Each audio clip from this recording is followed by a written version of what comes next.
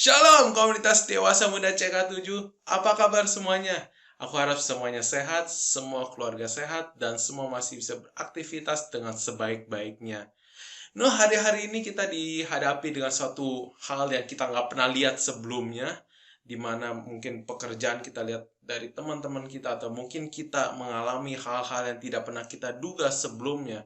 Penjualan mungkin turun drastis, bisnis mungkin harus tutup, utang bertambah, lalu mungkin bagi karyawan ada pemotongan gaji, mungkin ada yang dirumahkan, dan banyak hal-hal terjadi dan membuat kita semakin stres, semakin banyak pikiran. Dan akhirnya apa? Hal-hal ini memperburuk kondisi kita. Kita sakit bukan karena si corona, tapi kita sakit karena semua pikiran yang ada dan semua beban yang kita alamin hari-hari ini. Nah, penting untuk kita ingat juga jangan sampai kita bawa stres ini ke dalam rumah kita. Mungkin kepada keluarga kita, kepada suami atau istri kita, lalu kepada anak-anak kita, dan kita mulai lampiaskan ini kepada orang-orang yang mungkin kita tidak kenal juga. Atau kita lampiaskan ini kepada bos kita maki-maki dia, kita kutuk dia gitu secara tidak langsung lewat sosial media. Nah, kita akan mau belajar hari ini dari satu ayat, bagaimana kita meresponi hal-hal ini dengan baik, dan bagaimana kita terus bisa menjadi berkat buat orang lain, terutama di marketplace. Lukas 6 ayat 45,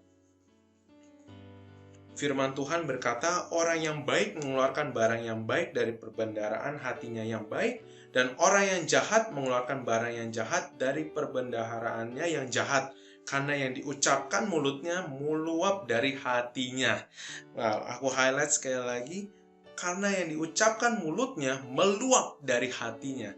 Nah, kita hari-hari ini diperhadapkan dengan suatu masalah yang dengan mudah biasanya kita responi dengan negatif. Itu lewat omongan kita, lewat tindakan kita. Sangat mudah hari-hari ini untuk kita ngedumel, sangat mudah hari-hari ini untuk kita kesel, sangat mudah hari-hari ini untuk kita gampang emosi dengan orang lain. Nah, di sini kita mau belajar gimana caranya untuk kita bisa mengeluarkan hal yang baik meskipun kita di bawah tekanan. Nah, semua kuncinya itu ada di dalam diri kita. Itu di dalam hati kita. Tadi di ayat dibilang bahwa semua tergantung dari hati kita. Aku anggap berikan contoh seperti ini. Aku punya sebuah gelas yang berwarna gitu ya. Anggaplah ini hati kita yang kotor, dan apapun yang keluar dari hati ini pasti yang kotor. Nah, bagaimana cara agar yang keluar dari hati kita adalah hal yang bersih? Mau nggak mau kita harus mengganti isinya. Oke, kita ganti isinya dengan hal yang bersih, yang baru. Dan otomatis apa yang keluar dari hati kita pada saat ini sudah dibersihkan, ini akan menjadi hal yang bersih. Pada saat kita akan menjadi berkat lebih mudah, kita akan lebih mudah bersyukur buat orang. Dan hal apa yang terjadi dalam hidup kita.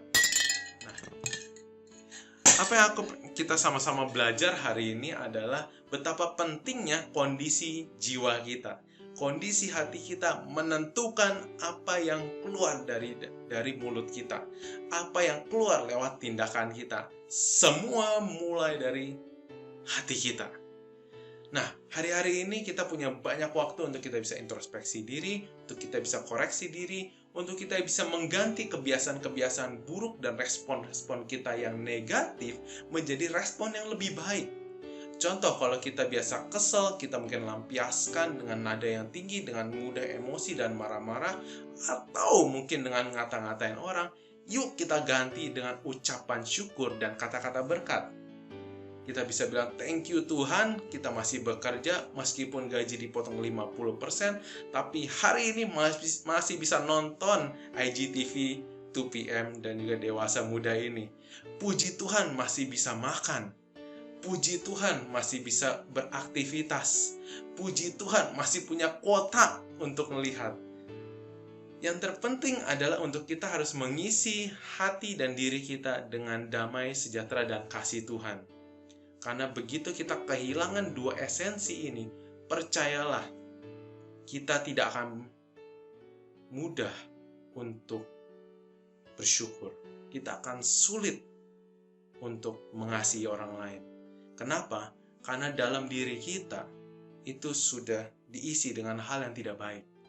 Sehingga apa yang najis itu akan mengeluarkan juga hal yang najis.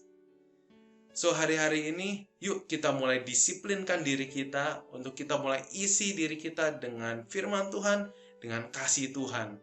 Mulai bangun new habit, mulai bangun good habit lewat keseharian kita.